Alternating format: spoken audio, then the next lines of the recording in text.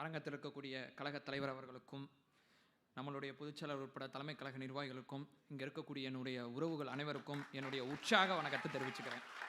ஆக்சுவலாக பார்த்தீங்கன்னா ரொம்ப சிம்பிளாக சொல்கிறேன். தலைவர் அரசியலுக்கு வந்த பிறகு அரசியல் கவனித்தவனா தலைவர் 3வது வருஷ தொடக்க விழாவை தொடங்கும் போது தலைவரோட அரசியலை விளக்கி சொல்லனா 20 வருஷம் ஆனாலும் உங்களுக்கு இந்த அரசியல் புரியாது அப்படிங்கிறதுக்காண்டி சில விஷயங்களை நான் விளக்கி சொல்லிட்டு கிளம்பி போடுறதான் இந்த பிளானு. ஆக்சுவலாக பார்த்தீங்கன்னா தமிழக வெற்றி கழகத்தோட தலைவர் பேசி முடித்த பிறகு இதில் காரம் பத்தலை, இனிப்பு பத்தலை, அது பத்தலை, இது பத்தலை அப்படிங்கிற ஏகப்பட்ட விமர்சனங்கள் வருவாங்க. ஒரு தலைவர் அப்படிங்கிற ஒருத்தர் எடுத்துக்கிட்டிங்கன்னா மக்கள் என்ன எதிர்பார்க்குறாங்க அப்படிங்கிறத தலைவர் கரெக்டாக பிடிச்சிட்டாரு. அதனால தான் தலைவரோட பேச்சு 3ஆம் ஆண்டு தொடக்க விழாலையும் அடுத்து என்ன பேச போகிறார், என்ன செய்ய போகிறார், கட்சி தொடங்கப்பட்டு 700 நாளை கடந்தும் தலைவரோட பேச்சுக்கு இந்த சமூகத்தில் மரியாதை இருக்கிறதுக்கு காரணம் 2 விஷயம்தான். ஒன்று, தலைவரோட பேச்சு அடர்த்தியானதாக இருக்குது. ஒரு குறிப்பிட்ட காலகட்டத்தில் சரியான அளவில் அடர்த்தியான பேச்சை தலைவர் கொடுத்துக்கிட்டு இருக்கார்.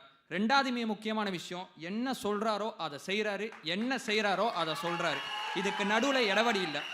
இதான் பேட்டனா, இதை பிடிச்சிக்கலாமா, பிடிச்சா மக்கள் கவனிப்பாங்களா அப்படின்னு நினச்சிங்கன்னா என்ன சொல்கிறாரோ அதை செய்கிறாரு, என்ன செய்கிறாரோ அதை சொல்கிறாரு. உங்கள் ஜீனில் அது இல்லவே இல்லை. உங்களால் இதை ஒருபோதும் செய்ய முடியாது. நம்மளுடைய எதிர்கட்சி செயல்பாடை பார்த்த பிறகு கவனிக்காமல் விமர்சனம் செய்யக்கூடிய சகோதரர்கள் நிறையா பேர் இங்கே இருக்காங்க. ஏன் கவனிக்க மாட்டாங்கன்னு சொல்கிறேன்னா, ஒரு எதிர்கட்சினா 2 வகையான எதிர்கட்சி தமிழ்நாட்டில் இருக்குது. அதாவது தாவேகா தொடங்கப்பட்ட பிறகு ஆக்கப்பூர்வமான எதிர்கட்சி அப்படிங்கிற ஒரு சொல்லாடலை நம்ம பயன்படுத்தி ஆகணும்.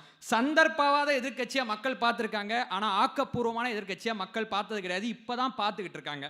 சந்தர்ப்பவாத எதிர்கட்சினா வேற யாரும் இல்லை, நம்ம தீய சக்தி குரூப் தான், மற்றபடி வேற எதுவுமே இல்லை. அவங்களுடைய நோக்கம் என்னவா இருக்குன்னா, எதிர்கட்சியாக இருக்கும் போது எங்கு போராட்டம் நாங்கள் ஆதரவு தருவோம்பாங்க. ஆளுங்கட்சி ஆன பிறகு ஏன் போராட்டம்னு கேட்பாங்க. இன்னைக்கு தேதிக்கு என்ன பண்ணணும், என்ன செய்யணும், அதை கடந்து போகிறதா அவங்களுடைய குறிக்கோளாக இருக்குமே தவிர லாங் விஷன் அரசியல் களத்தில் உணர்ச்சி மையப்பட்ட அரசியல் மட்டும்தான் பண்ணுவாங்களே தவிர நிர்வாகம் சார்ந்த அரசியலாக அவங்க பேச மாட்டாங்க. அவங்களுக்கு இதை பற்றி சுத்தமாக புரிதலும் இல்லை. தலைவர் அவர்கள் ஒரு விஷயத்தை எனக்கு சொல்லி கொடுத்தாரு. இங்க இருக்கக்கூடியவங்க அரசியல் படுத்தப்படலங்கிற குற்றச்சாட்டு வைக்கிறாங்க. உங்களுடைய பிரதிநிதியா நான் ஒரே ஒரு விஷயத்தை நான் ஷேர் பண்ணிக்கிறேன். பெண்களுக்கு எதிரான குற்றம் தமிழ்நாட்டில் நிறைய நடக்குது அப்படிங்கிற குற்றச்சாட்டை எல்லா அரசியல் கட்சியுமே இங்க வைக்கிறாங்க.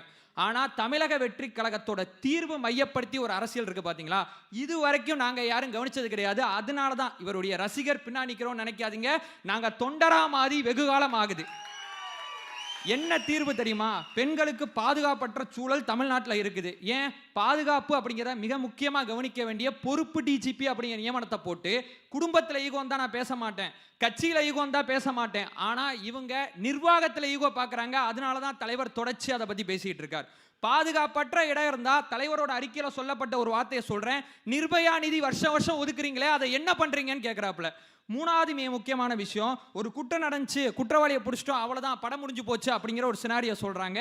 அந்த குற்றவாளிகளுக்கு சிறப்பு தண்டனை நீங்கள் வாங்கி கொடுக்கணும், சிறப்பு கோட்டை அமைங்க. இதுவும் தலைவர் எனக்கு சொல்லி கொடுத்த அரசியல் தான். ரொம்ப நாட்களா தலைவர் எங்களை அரசியல் படுத்தலைன்னு சொல்லிட்டு இருக்காங்க.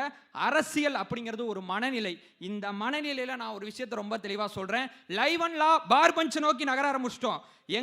எங்களுடைய அறியாமையை பயன்படுத்தி நீங்க பண்ற அரசியலை நாங்க புரிஞ்சுக்கிட்டோம். இந்த ப்ராசஸ்ல சொல்லுவேன், ஒரு மேடையில் சிடிஆர் நான் பதிவு செஞ்சிருப்பார், கத்துப்பான், கூடிய சீக்கிரம் கத்துப்பான் அப்படிங்கிற ஒரு நம்பிக்கை தெரிவிக்கக்கூடிய வார்த்தையை பயன்படுத்தியிருப்பாரு.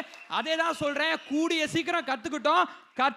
எங்களுக்கு எதிராக நீங்க அரசியலே பண்ண முடியாது. ஒரே ஒரு விஷயத்தை இங்கே அரங்கத்தில் இருக்கக்கூடிய அத்தனை பேர்கிட்டையும் சொல்லிட்டு என்னுடைய பேச்சை நிறைவு செஞ்சுக்கிறேன்.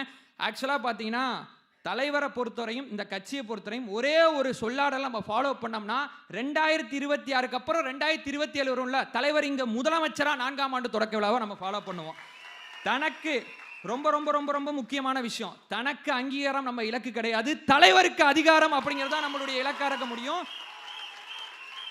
ஒரு இலக்கு இருக்கு, தனித்தனியா ஓடாம இலக்கு எல்லாத்தையும் ஒன்று சேர்த்து மையப்புள்ளியை நோக்கி ரொம்ப தெளிவா ஓடுவோம். தலைவர் எப்போதும் தன்னுடைய பேச்சை முடிக்கும் போது நமக்கு கான்ஃபிடன்ஸ் சொல்லி முடிப்பாரு. களத்திலிருந்து வந்தவன்கிற முறையில் சொல்றேன், கான்ஃபிடண்டா இருக்க தலைவா, வெற்றி நிச்சயம். வாய்ப்புக்கு நன்றி. வாழ்த்துக்கள். வாங்க தியாகு அவர்களை பாராட்டுகிறோம்.